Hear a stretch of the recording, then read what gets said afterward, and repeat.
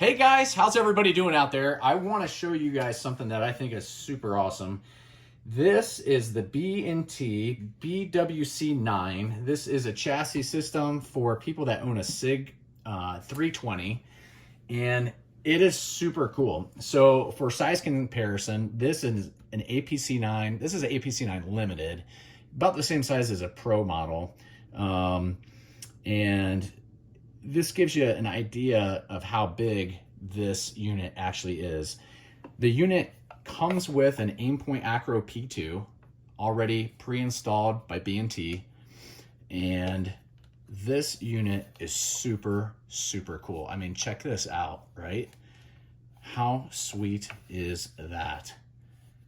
So you can look through the rail system, you can look down through the optic, and let me show you how this deploys, and we'll talk about a few things. So which side is the front, you're probably wondering, right? So the front side is up here. We have a charging handle here, and this is the rear, optics to the back. To open this up, you'll notice this tang right here. You're gonna simply pull back, and this is gonna start to open up. The clamshell opens up, slides back. This portion here is going to lock down, holding the back stock open.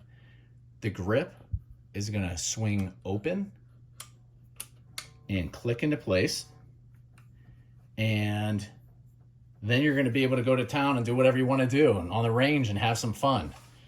So this uses, you can't use 15 round mags on this, okay? So again, this uses the P320, the SIG 320 fire control unit, goes inside the chassis system.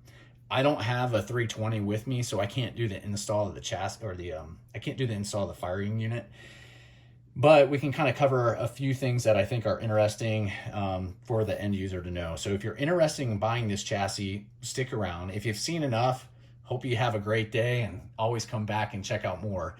But let's dive into a few of the details of what you're going to need, what you can't use with this, and maybe just a couple other small nuances that you might not think about. So let's look at the front of this unit. To get it to break down, you lift up back here, and to collapse the grip, you'll notice on the back of the grip is a little spring-loaded bar right here. You're going to depress that. That's going to release the grip, allowing it to fold forward. Look how sweet that is. That is super cool. So I'm going to push back on this tang here. Push there, it releases. And then this piece here, you're going to lift up. As you lift up, it releases from back here, and it's going to let the unit close. And it'll come together in the front right here and close up right about here. So let's look at the front. So when we look at the front, right now there's bubble wrap in there. That's where the fire control unit will go, the FCU. And again, this does not have an FC unit, so it's not loaded. There's nothing to show you that it's not loaded. It's just empty. There you go. So when it is open, you have a hand stop up front to prevent you from bringing your hand in front of the barrel. The grip is all metal. All of this whole unit is made from metal. I don't think there's no polymer on this thing. It's all 100% metal. It's very nice. There's a view from the other side. B&T, man, gotta love B&T Swiss stuff, right? Very unique. And here's the bottom. So you're not supposed to have this thing closed and loaded. That's a no-no in the instruction manual. And we ship these units with an instruction manual. They actually don't come from B&T with the manual. So we do a courtesy print off and we include it with the firearm. There are a few things to note. So you cannot use a 15 round magazine on this. You have to use a 17 round or higher capacity magazine to fit into this unit and have it operate properly. There are a couple other considerations, and I want to show this on the instructions because I think this is important as a consumer who's thinking about buying one of these, which SIGs will fit. So if you notice in the instructions, B&T is very specific about the optic sights on the SIG that you buy. Your run-of-the-mill SIG 320, that's not suppressor height optic sights, will fit just fine. And then in the instructions, they go over the magazine types, which you can use, which you cannot use. So 21 round, 17 round are good to go, 15 rounds a no-go. There's, I'm trying to think if there's, I went through this manual, I'm trying to think if there's any other big ticket items that might be important for you to know. Let's take a look real quick, make sure I'm not forgetting anything. Because I do these videos just kind of spur of the moment when I have an opportunity. I don't write out an agenda or any cliff notes, which I probably should do, but I choose not to. I like to live by the seat of my pants. So yeah, I think that's about it. You know, there's some other info on how to install the FCU, the fire control unit.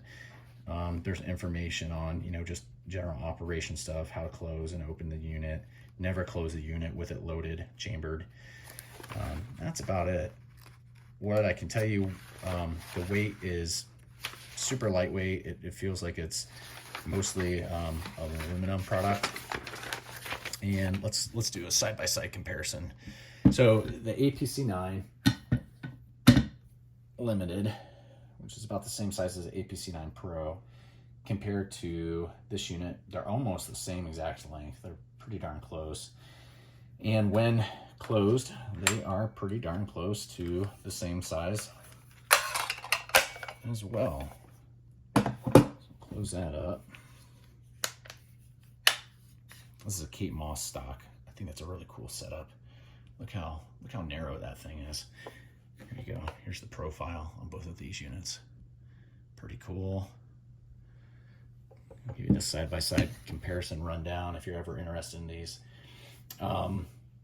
Do plan to get more of these in stock. Right now they're sold out. So if you're interested, you're always welcome to give a call and inquire about them, and I can let you know their availability. As always, you guys are always welcome to call me.